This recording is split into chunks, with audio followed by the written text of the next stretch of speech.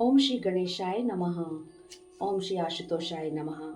वैशाख महात्म में 23वां अध्याय।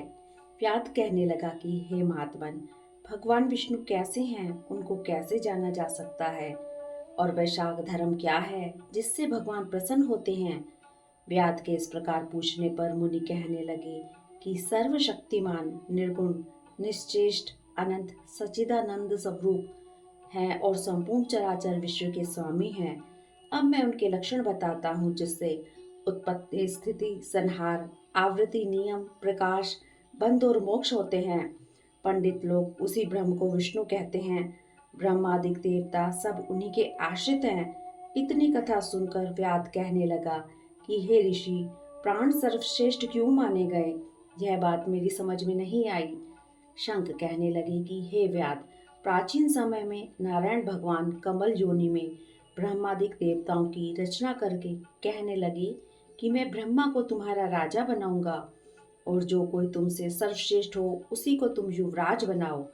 जब देवताओं ने यह बात सुनी तो आपस में युवराज बनने के लिए सब विदा करने लगे, और जब निर्णय न हुआ तो फिर भगवान को जाकर कहने लगे, भगवान, हमको तो कोई भी सर्वश्रेष्ठ दिखाई नहीं देता, इसका तो आप ही निर्णय कीजिए।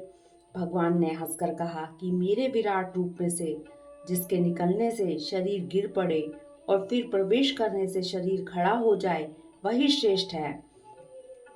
तब जयंत भगवान के पैरों से निकल गया तो वह शरीर पंगु हो गया, परंतु गिरा नहीं। इस तरह गुह्य इंद्रिय में से दक्ष के निकल जाने से हरतहीन कहा गया।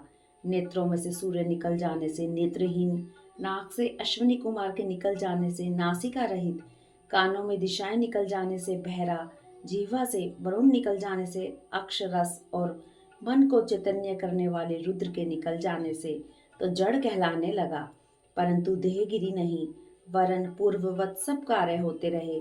मगर फिर प्राणों के निकलते ही देह गिर गई और उसको मृत कहने लगे। तब सब देवता आपस में कहने लगे कि जो हम में से इस देह को उठाने में समर्थ होगा वही सर्वश्रेष्ठ एवं युवराज होगा। सबसे प्रथम जयंत ने पैरों में प्रवेश किया तो पंगुपन तो पट गया, परंतु शरीर उठा नहीं।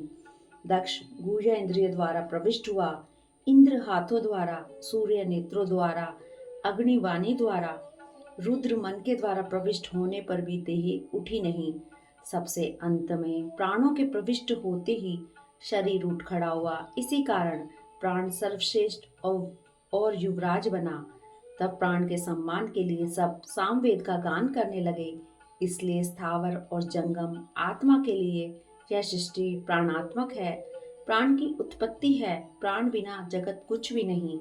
इति श्री वैशाख महात्म्य में 23वां अध्याय समाप्त। हरिओम तत्सत।